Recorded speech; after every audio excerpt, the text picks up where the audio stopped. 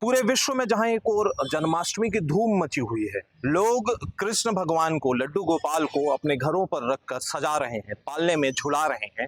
वहीं पर कृष्ण की एक ऐसी तस्वीर आपको दिखाने के लिए मैं यहाँ पर आया हूँ, जहां पर ऐसा लग रहा है कि कृष्ण भगवान की जो मूर्ति है वो खुद गंदगी के अंबार में बैठी हुई है और लापरवाही इतनी है कि चारों ओर गंदगी है। लोग वहीं पर मूत्र विसर्जन कर रहे हैं, नशेड़ियों का अड्डा बना हुआ है।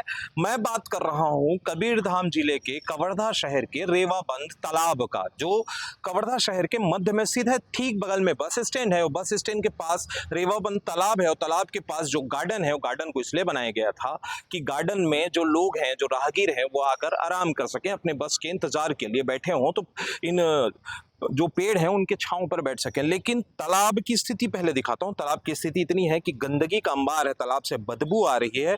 और जो कृष्ण की मूर्ति की मैं बात कर रहा हूं, जो एक समय कवर्धा शहर की पहचान हुआ करती थी, वो कृष्ण की मूर्ति जो है, जो कालिया नाग के ऊपर नृत्य करती हुई दिखाई दे रही होगी आपको, वो गंदगी के अंबार में है। और आपको ये भी बता दूं कि गंदगी का अंबार मैं इसलिए कह रहा हूं क्योंकि इसके ठीक बगल में खोल दिया गया है एक सुलभ शौचालय, और सुलभ शौचालय का जो पानी है वो इसी तालाब में गिर रहा है और लोग इसी तालाब के किनारे गंदगी कर रहे हैं, मूत्र विसर्जन करते हुए आपको साधारण ही दिन में या रात में किसी भी समय आपको दिख जाएंगे। देखिए ठीक बगल में ये सुलभ शौचालय है, गंदगी का अंबार है, डिस्पोजल, पानी बॉटल और जो दारू की शीशियां हैं वो आपको आसानी से यहाँ दिख जाएंगी। अभी भी जब हम यहाँ पर पहुंचे तो कुछ छोटे छोटे बच्चे यहाँ नशा करते हुए दिखाई दे रहे थे। हालांकि जब हमने कैमरा ऑन किया तो वो भाग निकले, लेकिन फिर भी हमारे कैमरे पर कैद हो गए हैं। और लगातार यहाँ पर नशेड़ियों का अड्डा है। ये कई सारी दारू की शीशियां मैं देख सकता हूँ जो मुझे दिखाई दे रही हैं। और साथ ही अब सवाल ये खड़ा होता है कि जो ये कृष्ण भगवान की जो मूर्ति है, जिसे स्थापित किया गया था ताकि शहर की सौंदर्यता बढ़े, भगवान का आशीर्वाद शहरवासियों को मिलता रहे, लेकिन फिलहाल वो मिलता हुआ दिखाई नहीं दे रहा। लोग अब सवाल खड़े कर रहे हैं कि क्या इस गंदगी को साफ नहीं किया जा सकता।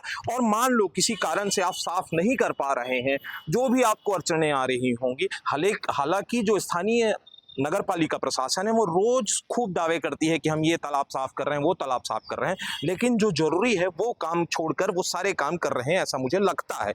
लेकिन सफाई नहीं हो सकती तो कम से कम ये जो भगवान की मूर्ति है उसे यहाँ से हटा दिया जाना चाहिए, ऐसा लोगों का यहाँ पर कहना है।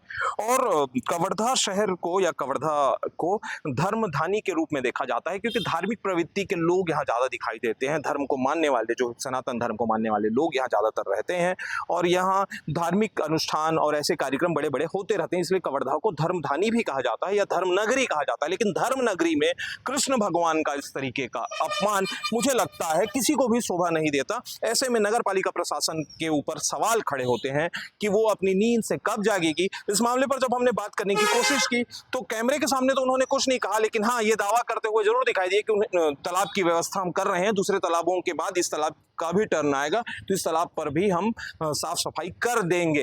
ये सिर्फ कोरा आश्वासन देता हुआ नगर पालिका प्रशासन दिखाई दिया। हालांकि कैमरे के सामने उन्होंने कुछ भी इस विषय पर कहने से इनकार कर दिया। अब जब आप कैमरे से बच रहे हैं तो लोगों के सवालों से कैसे बचेंगे, और जो सच है वो दिखाने का प्रयास मैं यहाँ पर कर रहा हूँ। देखिए कृष्ण भगवान की मूर्ति है, यहाँ पर गंदगी का अंबार है। अब देखने वाला विषय ये होगा कि इस खबर के बाद शायद नगर पालिका कि वो नींद जागे, जो शासन और प्रशासन में जो लोग बैठे हैं, जो जनता के वोटों से नगर पालिका के अध्यक्ष बने हैं, शायद उनकी नींद खुल जाए और यहाँ भगवान की इस मूर्ति को यहाँ से कहीं और अच्छी जगह विस्थापित कर दिया जाए और यहाँ जो नशेड़ियों का अड्डा है वो नशेड़ियों का अड्डा भी बंद हो जाए। ऐसी उम्मीद हम भी करते हैं। विस्तार न्यूज के लिए कवर्धा से वेदांत शर्मा।